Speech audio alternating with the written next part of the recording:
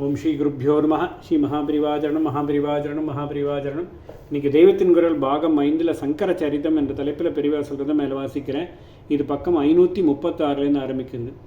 ராமாயணத்தில் 7 காண்டம் என்றும் பாரதத்தில் 18 பர்வம் என்றும் பிரித்திருது போல சிவரகசியத்தை 12 அம்சங்களாக பிரித்திருக்கிறது.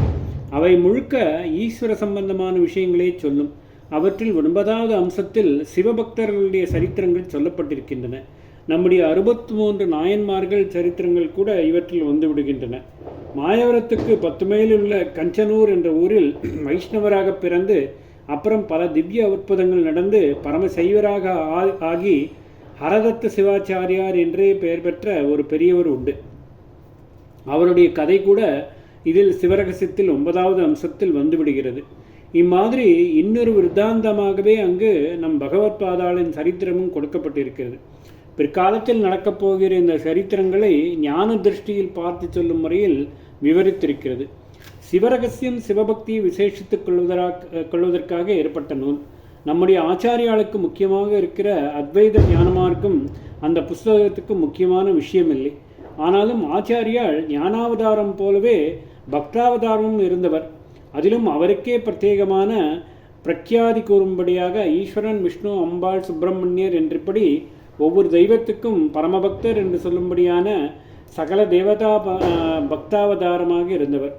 அவரே தெய்வமாக இருந்த போதிலும், ஞானஸ்வரூபமான பரபிரம்மமாக இருந்த போதிலும், ஜனங்களுக்கெல்லாம் ஞானத்துக்கு பூர்வாங்கமாக பக்தி ஊட்ட வேண்டும் என்று அவதார லட்சத்திற்காக தாமும் பக்தராக நடித்து காட்டினார்.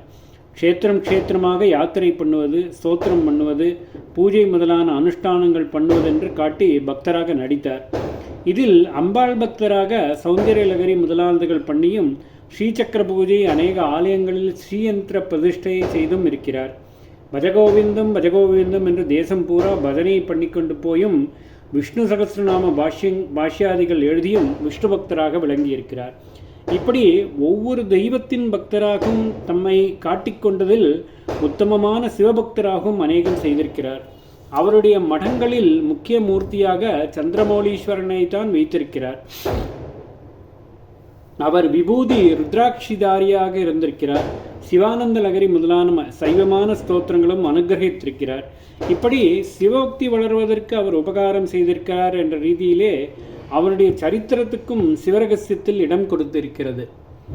காலடியில் பிறந்ததிலிருந்து காஞ்சியில் முக்தி அடைகிறவரை ஆச்சாரிய சரித்திரத்தை சொல்லும் அந்த சைவமான நூல் ஆச்சாரியாளின் வாழ்க்கையில் முக்கியமான சம்பவமாக சொல்வது கைலாசத்திற்கு ஆச்சாரியால் சரீரத்தோடையே போய் பரமேஸ்வரனை தரிசனம் செய்ததையும், பரமேஸ்வரன் அவருக்கு பஞ்சலிங்கங்கள் என்னும் 5 ஸ்படிகலிங்கங்களை அனுகிரகித்து 3 காலத்திலும் இந்த லிங்கங்களுக்கு பில்வத்தால் அர்ச்சனை பண்ணு என்று ஆக்ஞாபித்ததையும் தான். ஆச்சாரியால் அத்வைதபரமாக பாஷ்ய நூல்கள் செய்து அவற்றை தேசம் முழுவதும் உள்ள வித்வத் சமூகங்கள் ஏற்றுக்கொள்ளும்படியாக பிரச்சாரம் பண்ணி அத்வைத பிரதிஷ்டாபனாச்சாரியால் என்று பெயர் பெற்றதே அவருடைய ஜீவிதத்தில் சிகரமான காரியமானாலும் அது சிவரகசியத்துக்கு முக்கியமில்லை. ஆச்சாரியாளால் 5 இடங்களில் ஸ்தாபிக்கப்பட்டு ஆராதிக்கப்படும் பஞ்சலிங்கங்களை அவர் ஈஸ்வரனிடமிருந்தே பெற்றுக்கொண்டதற்குத்தான் இதில் முக்கியத்துவம் கொடுத்திருக்கிறது.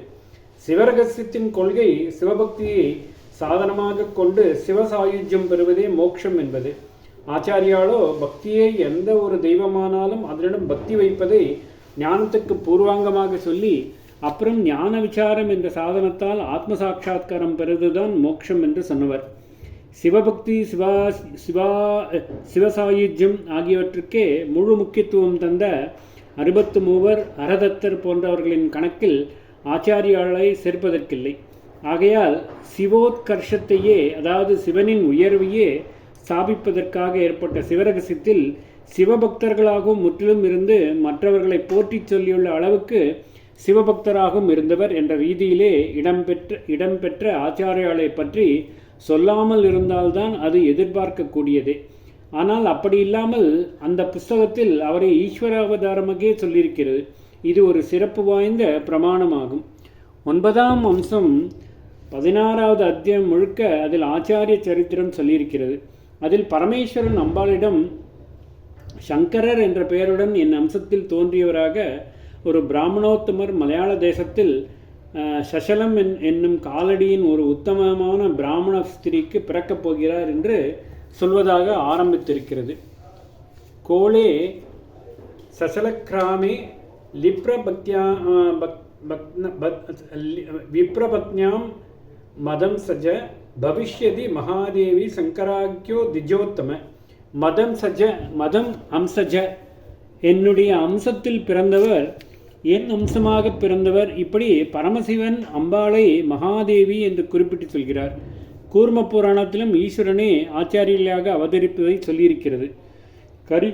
கரிஷ்யத் அவதாரம் ஸ்வயம் சங்கரோ நீலலோகித சௌதஸ்மாத் பிரதிஷ்டார்த்தம் பூதானாம் இதகாமியாய என்பதாக பரம கருணையினால் ஈஸ்வரன் ஜனங்களுக்கு இதம் செய்யவே ஆச்சாரியாளாக வந்ததை சொல்லியிருக்கிறது. ஈஸ்வரன் செய்ய ஆசைப்பட்டது லோகஹிதம், அதாவது உலக நலன். பூதானாம் இதம், இப்படி இதம் செய்ய விரும்பிய அவனோ நீலலோகிதன். நீலம் என்றால் நீல வர்ணம்தான், லோகிதம் என்றால் சிவப்பு.